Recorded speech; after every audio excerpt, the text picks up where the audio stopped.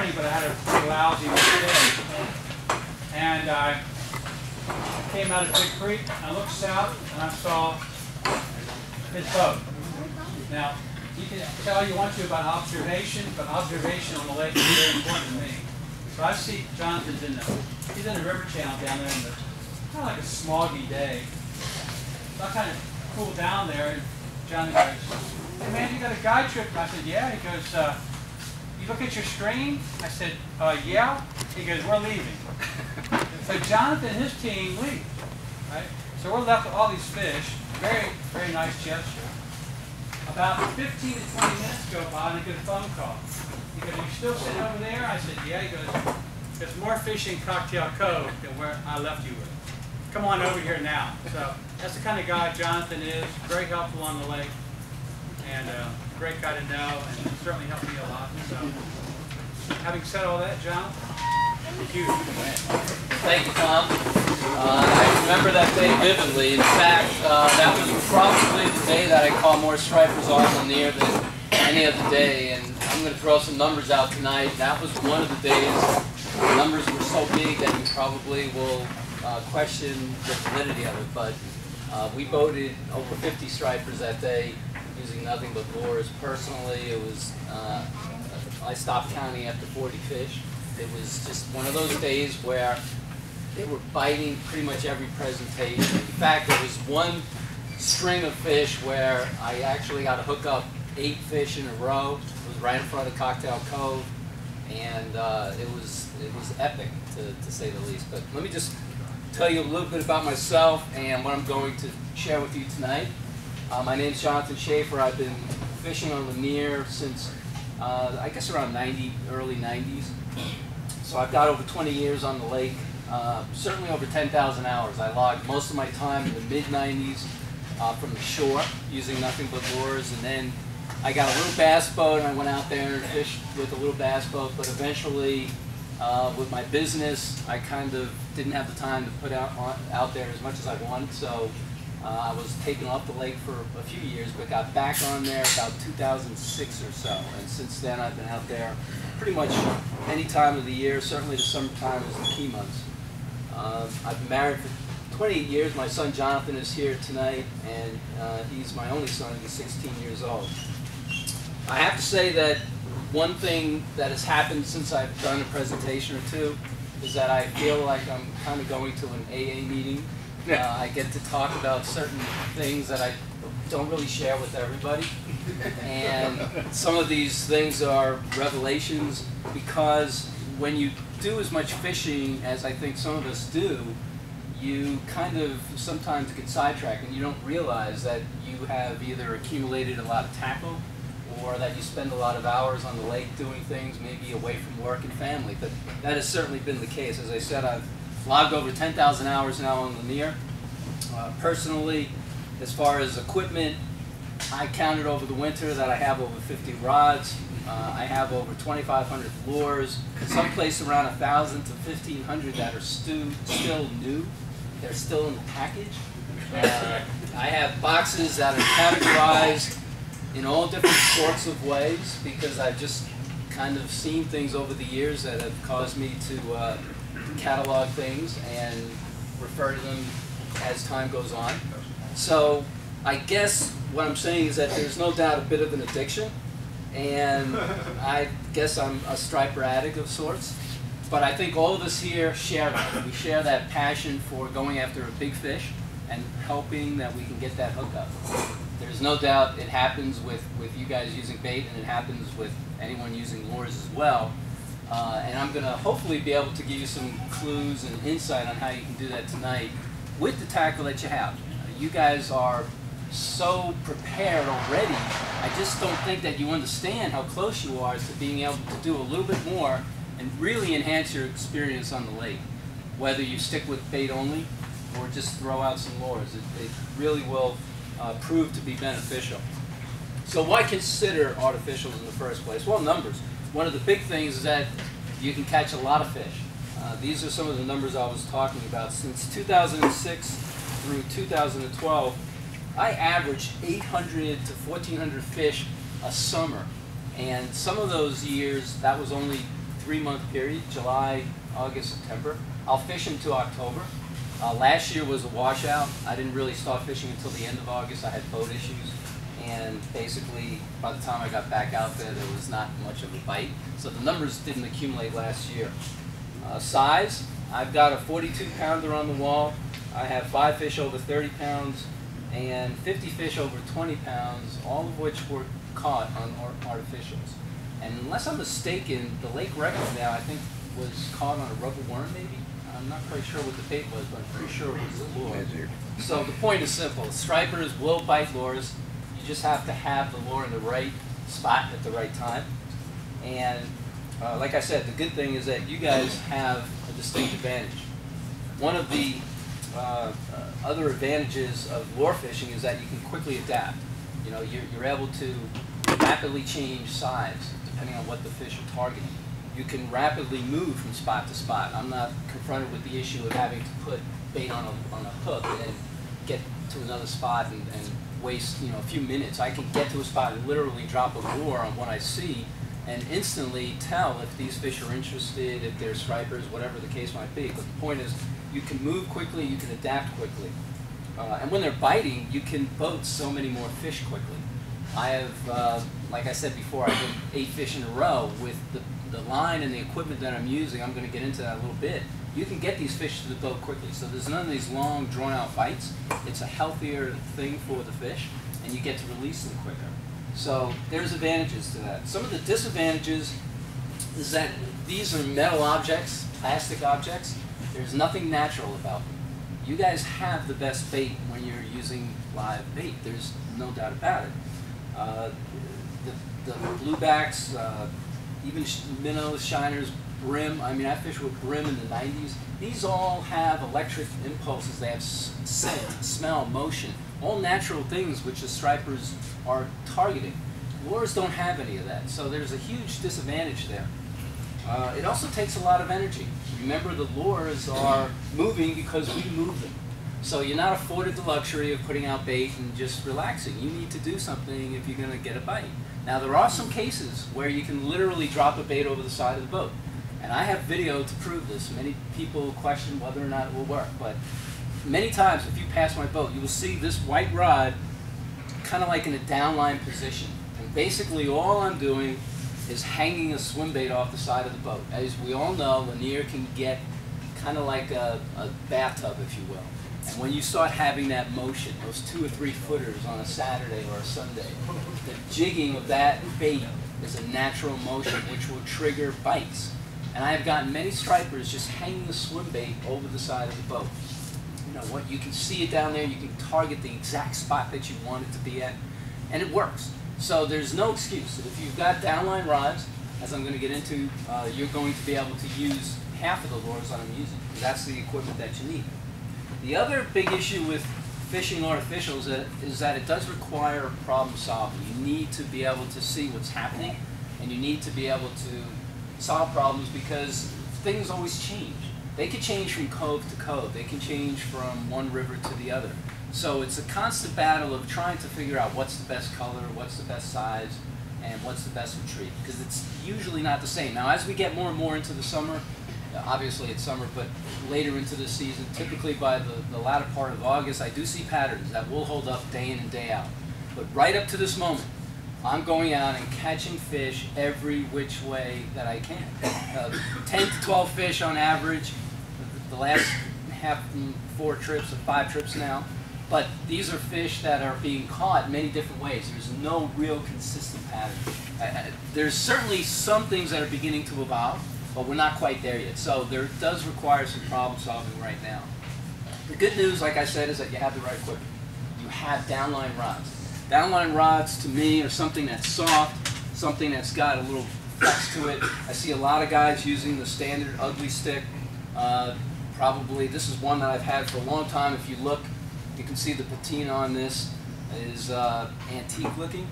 I've had this out in the sun for many, many hours, and it has certainly aged well. It has boated hundreds and hundreds of fish, maybe over 1,000, I don't even know. But the point is, this action is perfect for a swim bait. In this case, I've got a chaser jig Recently, I started using some company called Castaway. They have this blue little jig that seems to work quite well. I don't know if you know that, Jim. That blue, I think it's 1.5 ounces.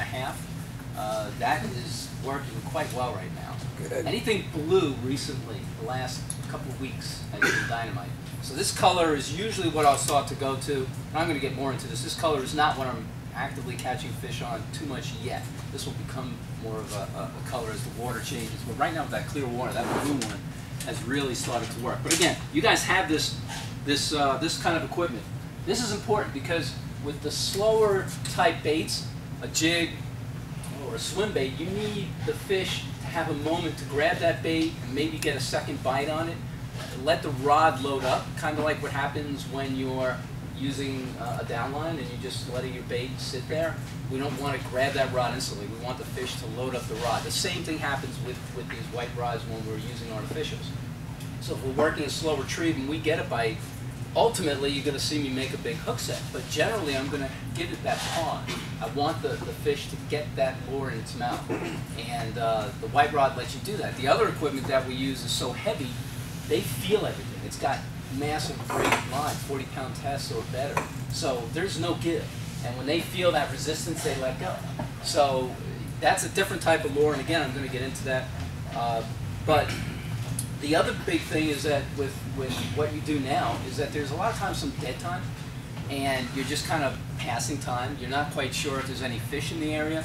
If you take a swim bait and flip it out 20, 30 yards, let that thing sink and then give it a retrieve, you can pull stripers to your boat.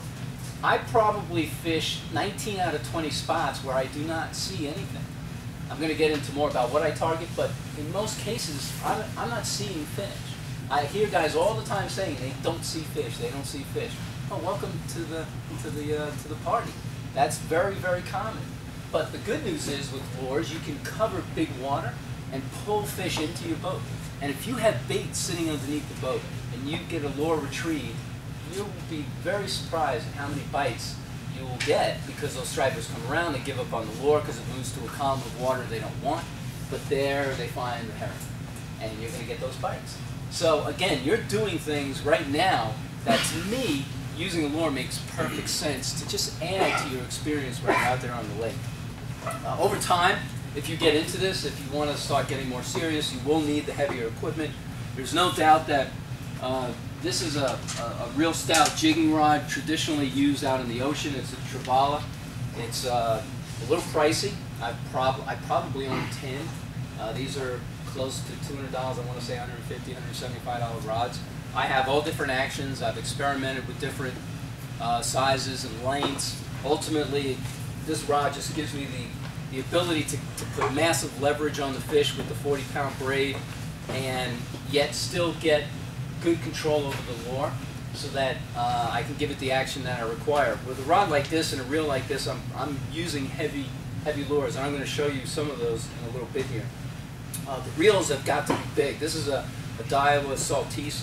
I use nothing but pretty stout reels. That's a big bait runner. You probably remember these. They came out some time ago. Again, real good for bait out in the ocean, I think is what they were originally designed for. But I find them to be real good when I'm free lining swim baits. And you hear me mention that before. I will literally put this out and put it in free line mode and just have that swim bait just moving behind the boat and invariably get a bite. So again, having this bait runner is a good, if you have something like that, you're prepared to go.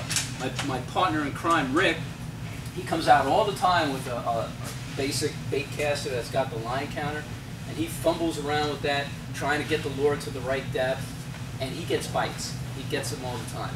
So whether you want to stick with a bait caster or whether you're interested in upping the ante and going to something that's more for what this type of fishing requires, it's up to you. You can start with what you have. Of course, the other big thing is fish finders. And I'm not going to spend a lot of time on this, but if you pass my boat, you will see two massive screens. I currently have a Lowrance 111C, the HD model. I've had that for probably 8 years. I use that mostly in split screen, so I'm kind of looking at the old Hot Maps and I'm looking at a down scan. I really like Lowrance for its down scan, and I continue to stick with it. On the other side, I've got the giant 1197 Humminbird, and I swear by that for side scan. I use that side scan all the time. The other day I used it on Friday to find a nice school of fish that was probably 100, 125 feet off of starboard, but I saw the fish, went over there, we caught 3 out of the lot. So the side scan is critical. I don't like playing with the screens a lot. I like focusing on the fishing, so my screens are preset. They're big, so I can see them from wherever I am on the boat, and then I can quickly use the information and attack what I see. Hooks, no doubt, I'm an owner guy. I generally don't stick with the hooks that come on the lures. The owner hooks are just fare well. There's obviously some brands out there that are pretty good across the board, but be careful if you're going to stay with any type of a production hook. The only production hooks that I'll stick with are the ones that come in with these jigs, because you're kind of forced into it. But I've even gone as far. I'm not making this up. If you can take this hook, if it gets dull, you can try sharpening and all that. One of the best things you can do with this hook is put a treble hook over it and then just crimp it down. Just crimp that treble hook, and now you got a treble hook on your jig. You'll be amazed at how many more fish will stick. You don't need to use it all the time, but there's certain times when those fish are short, biting. Obviously, you can use a teaser hook.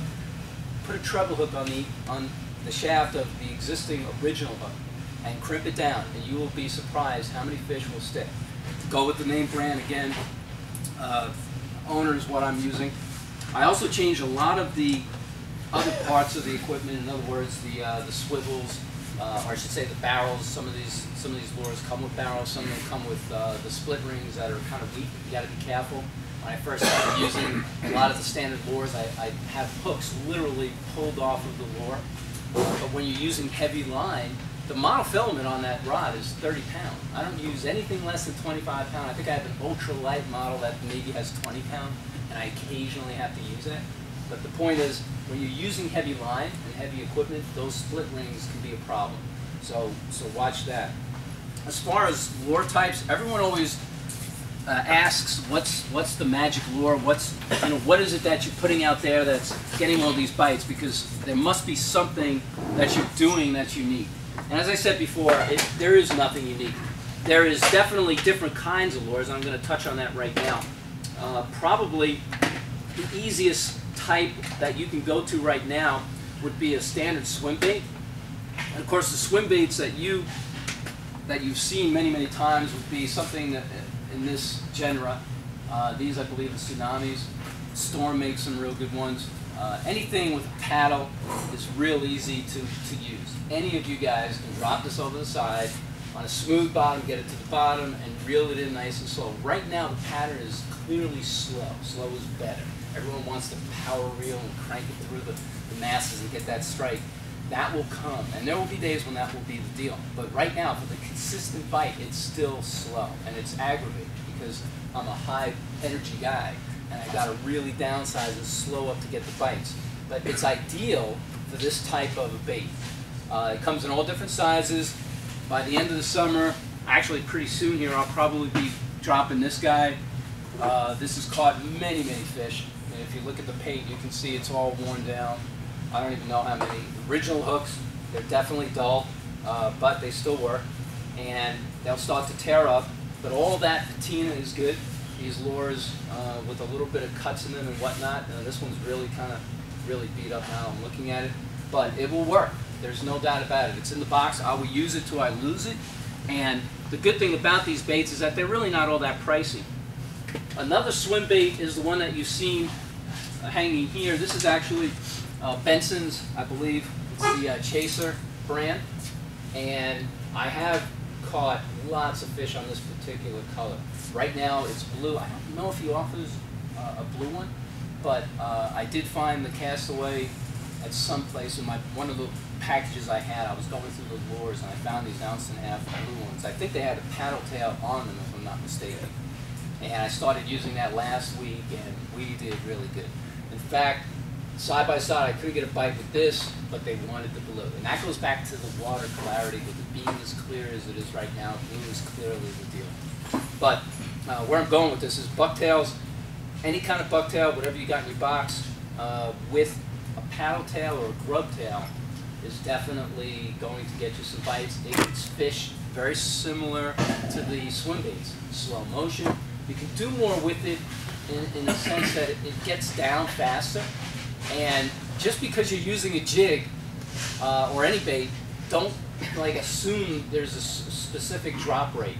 Do your homework. Whatever lures you put in your box, learn the drop rate. They vary. For example, this, I can't figure it out, but the castaway jigs, it's got to have something to do with the shape of the head.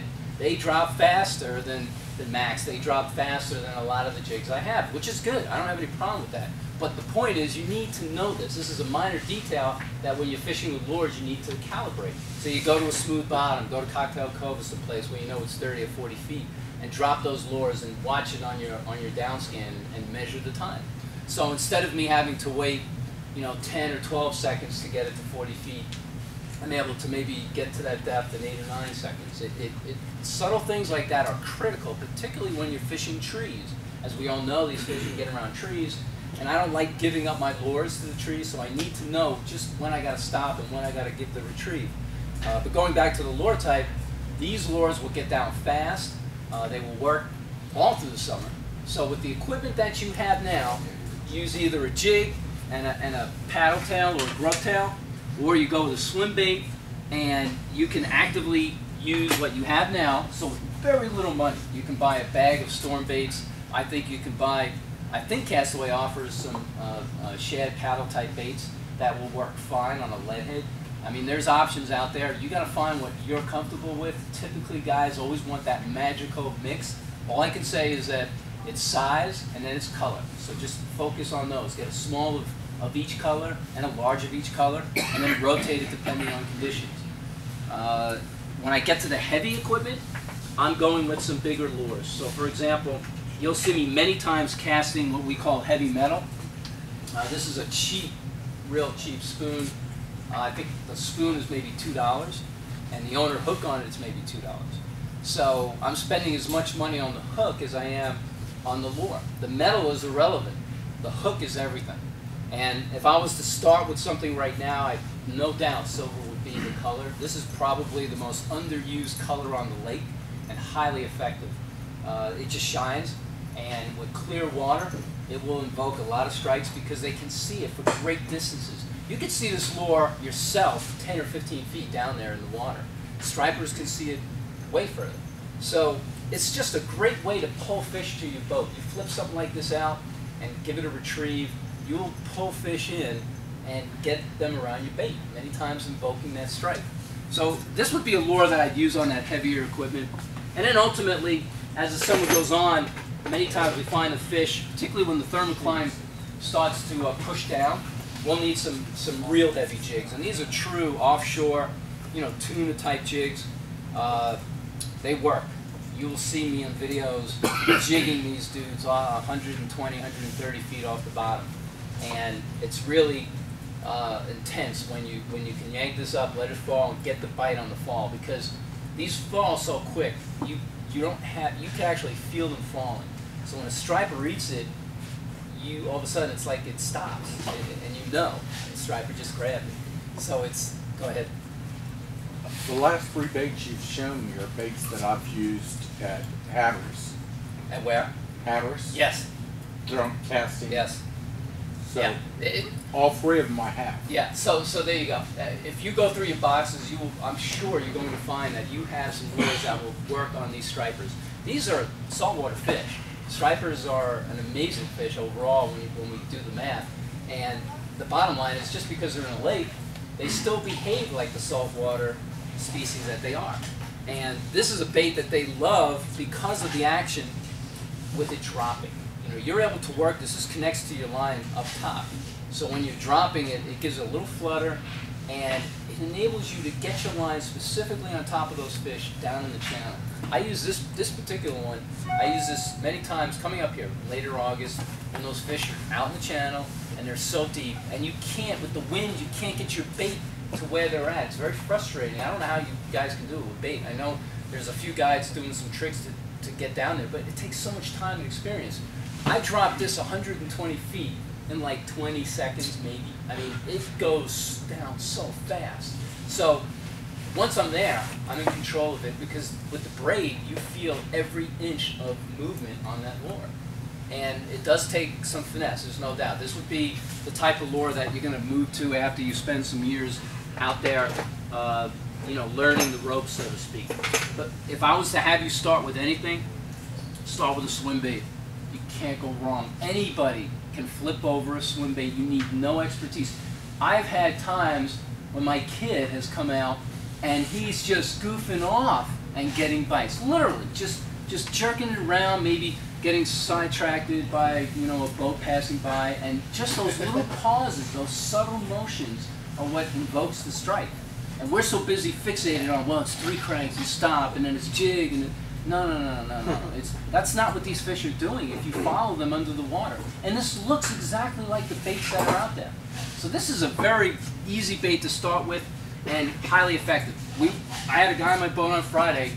He's the assistant dock master at Lake Lanier, and he came to me a month or so ago, and I thought I was in trouble for something because I keep my boat up at Lake Lanier, but he just said that he wanted to learn how to catch stripers and heard I was a good guy to talk to. So he proceeded to ask me a lot of questions, and I proceeded to answer him as I was working on my boat. And I had him out with me on Friday. He's a good guy, and he really is an amateur as far as working equipment. He got a bite on his 3rd cast, and it was like heaven, because he's hooked. You know, it's like he's caught one striper in his life when he was 16, and he caught it up in Virginia. And now he's the dock master at Lanier. He has a boat, has not been able to catch a striper, and he's been out working it. He hasn't put in enough time, but on that 3rd cast, he caught a fish. It was over in one of the hot spots right now that nobody's fishing. I'll tell you it all in a little bit. But anyway, so I told you a little bit about lures, and what I want to tell you about now is some of the retrieves. I mentioned that there is no doubt everybody thinks about power reeling, and classically you'll see that behavior going on with us or anyone on my boat. But the bottom line is there's half a dozen, probably 8 go-to retrieves, certainly 15 to 20 different types of retrieves that we're using. I will have all those outlined and detailed in my book when that comes out. There's no way I can cover it all. I could spend, you know, an hour talking about it. But to begin, I would say the key for you would be to get the swim bait, get a jig, find out how fast it's dropping for you, so that you know when it gets into the target range, whether it's 30 feet, 40 feet. Whatever the target range is, make sure you're going past that. It's really important with lures to get below the fish. And once you get below them, you can begin your retrieves. The other big key is not so much under the boat. Think about away from the boat. Because many times the fish that you're seeing that are at 30 or 40 feet aren't feeding there. They're feeding up higher. It amazes me how many times we'll get the bite in that 15 to 20 foot range that's off port or off starboard. It's not under the boat. Guys are fixated with what's going on under the boat, and I can tell you, 8 out of 10 fish we're catching are not under the boat. They're way off to the side. So with lures, you're afforded that luxury. They don't die. So flip them out there and make sure that you give them the time to soak and get down into the zone. Whatever that time is for that particular lure, figure that out. And then when you give the retrieve, you can work on a couple of different things. You can work on a pause where you let it drop for 3 seconds and then you continue to retrieve. You can have some hard jerks. You'll see many times we'll be jerking a bait and let it go back down, and jerking a bait and let it go back down. You can mix that up, whatever you're comfortable with. There's no hard, fast rule here, but with the swim baits, generally it is a constant retrieve and some pauses here and there. No doubt, super fast will work sometimes, and that will be the key, but right now, go slow. Always start slow. Okay, so I told you about where to cast. I've given you some clues about drop times, dealing with trees. There's no doubt that these stripers will many times get around the trees. The great thing about the heavy equipment is that you can get your lures in there and you can fight with them in there. You can literally yank the fish out of the trees. You don't have to worry so much. I can see my lure on my downscan. So I can drop a lure and literally go in on the branches and know where it's at. And if I see anything coming out of it, then I know it's worth sticking around. If I don't, then I'm going to move. But these are the luxuries you're afforded when you're using the heavier equipment. So whatever equipment you've got now, You can put a heavy line on a reel or two and go with it. You don't have to stick with the light leaders that you're using for your bait. Make that adjustment. Now let's get to some important variables, because in the end, and this is something that I will really get into in my book, there is a formula. There is no doubt a very clear set of variables that can be measured on any given time. And these variables will add up to the right time to fish. And for some of us, we don't have options. We got to go out Saturday morning. We have to go out Sunday morning or Sunday evening. Some of us are afforded the luxury of being able to go out during the week. The bottom line is stripers are a true lunar fish. They are a saltwater species. It appears that they're on a 28-day cycle. And that 28-day cycle seems to revolve around the Earth. They're not revolving around our schedule. So there will be weekends, probably one, maybe 2 weekends in the month where it's really good. And then there's going to be a couple weekends where it's not too good. That's just the way it is, because our months are not 28 days. We have months that are 30 or 31 or 29. It's crazy. In fact, I can tell you this is a whole other topic of discussion, but as far as I'm concerned, our calendar is all wrong. There should be 13 months. It should be 28 days. The bottom line is the second is wrong. The second is a wrong value. And this is something that I kind of pursued back in college, and I've done my homework, and I can see what happened. We got fixated with a couple of people who made some decisions, and because of that, we're on this calendar that's it's just not right. The bottom line is the fish are on the right calendar. They're following this calendar. And if you learn to follow it, you can really maximize the time that you're out there as far as getting the bite. It's not the prime time. The prime times are close, but it is not the prime times. The prime times is something you should think about. But in fact, what my data suggests is that there's many times it's the minors that are going to be the better time of the day. So you need to really watch just focusing on that. Sunlight versus cloud cover. This is a huge thing. I hear guys saying, well, it's cloudy, I can't get them to bite, I need the sun. And then I hear guys saying it's too sunny. There is no doubt stripers are light sensitive. And this is why they will be nocturnal most of the time. If they can see at night and feed at night, they're going to take advantage of that. That's just what they like to do. I grew up fishing for these fish at night. And there's certain nights when they're more active. The moon phase has something to do with that. But what I'm trying to suggest here is that the time that we're out there on Lanier is many times the wrong time. So don't get discouraged because they're not biting and they're not cooperating. If they fed the night before, they're not going to have an interest in your bait at 6 or 7 o'clock in the morning. That's just the way it works. So understand that light factors in. Many times what we'll see, and this is something you need to watch for, is the change. If we have 5, 6, 7 days of sunlight, then we get that cloudy day. It's almost always a formula for something that's good, something really good. Why? Because their eyes have been dialed in for bright sunshine, and then we get cloud cover. So for them, it's like nighttime. So they come out to play. So during that whole day, they're out there foraging around while it's cloudy, maybe even rainy. There's no doubt that we will see more fish under those conditions. Eventually, what you'll notice is you'll see all these fish and you can't get them to bite. Well, they've eaten enough. And now they're not interested in feeding, but the light's not chasing them away. So this is why you see these fish. And if you're out after a couple of days of rain and you're noticing a lot of fish, this is probably what's happening. Now you have to kind of time it again for what their cycle is.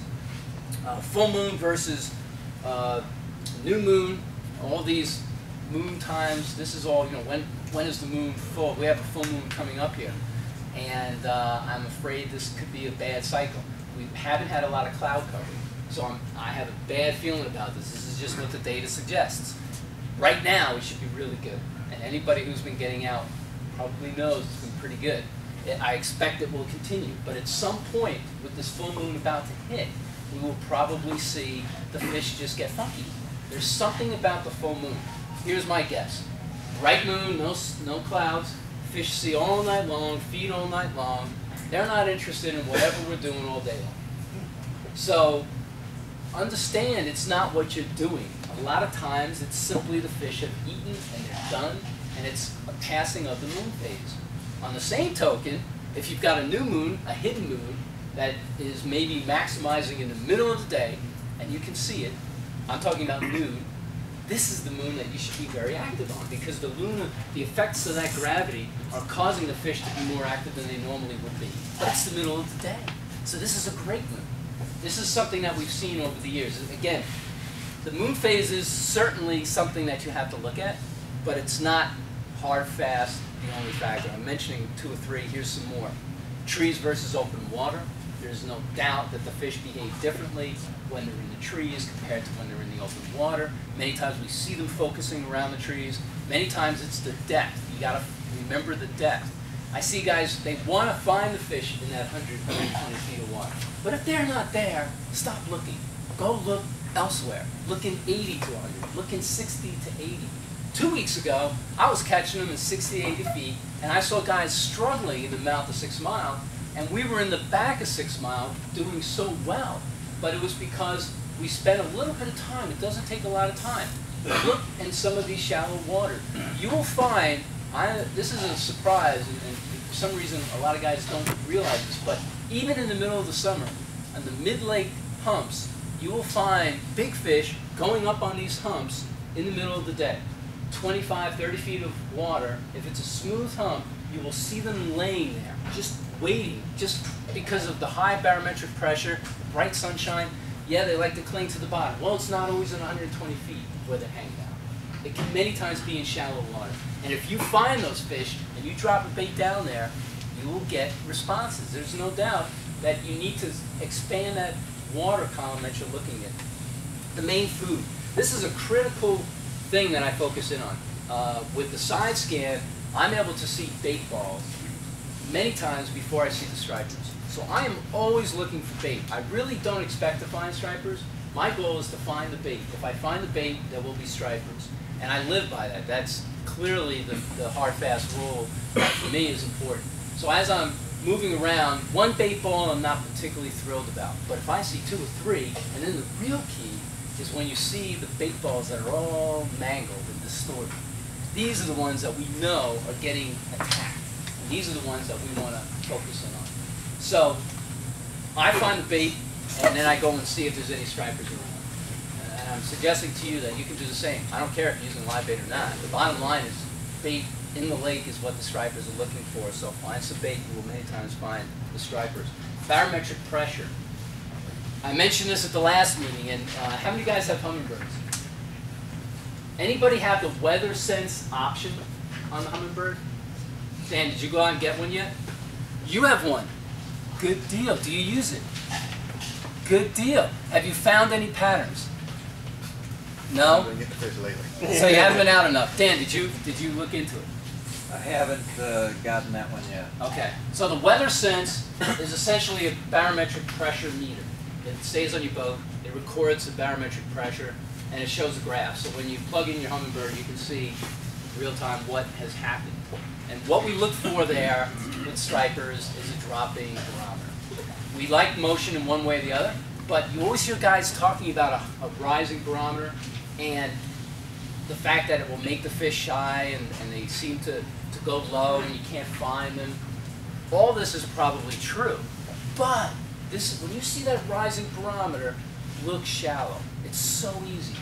All the time, rising barometer, the fish go shallow. And it's because they go to the bottom, and then they swim, and then the bottom finds a hump, and then all of a sudden they're stuck in this 25 or 30 feet of water on a mid-lake hump, and they're like, and there's a ceiling, the thermocline, and they can't quite figure out how to get this, so they just lay there. You will find those fish they look like cordwood, just stacked up in the mid-lake humps. So high pressure, that's where you want to look. Flip side, falling barometer. That causes the fish to get some kind of a release. And many times they will just start to float up. They will start to change their position in the water column. You will start to see more fish. They will clearly become more active. This is a great time to catch big fish. When Jonathan caught his 31-pounder, it was Hurricane Charlie, I believe it was coming from Texas. And it was more of a tropical storm when it got to us. So I saw that was coming. He had just gone back to school. It was his first day of school, so he was off at, I think, 1 o'clock. And I picked him up and I said, dude, we got to go out. It is a perfect condition. We're going to slam. So if you've not seen the video, you should watch it. He came out. We caught a ton of fish that day, over 20 fish. I can't really recall unless I look at the logs. But the key was the fish, you could see them coming up with that falling barometer. And he stayed with it, and he jigged a 31-pound fish. So as a 10-year-old, he was able to have huge success. You can mimic and duplicate this over and over. It's all about timing. Obviously, we can't get out every time there's a great cycle that's about to happen. But if you pay attention to this, you will find that on any weekend in the month, at least 2 weekends, it's happening, where there is a good time for that weekend. So try to time your trips around that. Are they running water? You hear guys talk about this all the time. I don't know personally that that's a huge thing. I think it is. I think it does something. But I don't really bank on that. What I do is I pay attention to it, so I'm watching it to see when it's happening, and then I kind of plan where I'm fishing around that if they're letting out. But don't bank on that as being, that's the solve all. That's what's going to happen. Obviously, I already mentioned where is the bait. Is the bait low or high? I mentioned the bait balls, but focus in on where is the bait. Is it high? Is it deep? How many times do you see the bait up there in 10, 15 feet of water? I understand you can't put your bait there because it's probably going to die, doesn't have oxygen. This is an issue. You can fit a lure in there. You don't have to worry about the lure dying. So flip out a bait, and you will be surprised how many stripers are cruising through those bait balls. Lastly, pay attention. And what I mean by that is look around, see what's happening. Don't look for other boats and see what they're doing. This can sometimes be helpful if there's 3 or 4 boats and they're catching a lot of fish. Well, then there's chances that there's a huge school of fish around and you can get into it. But more importantly, look at what's happening on the water surface. Look for wind, look for bird activity, and even in the middle of the summer, many times you will find certain birds playing around an island because there's one side of the island where there's a lot of fish, and consequently there's bait fish that are floating up. Be ready to drop a bait, not necessarily a live bait. I understand that sometimes it's hard to commit to dropping those live baits. You get over a spot, you're like, well, should I put down? Well, don't. If you have a swim bait on a striper rod, a downline rod, flip that over and see what shows up on the screen. Many times there will be stripers lurking and you'll be able to pull them in without having to expend or use a blueback. It doesn't cost anything to drop a swim bait, and you will many times invoke that strike or at least tell you if there's anything in the vicinity.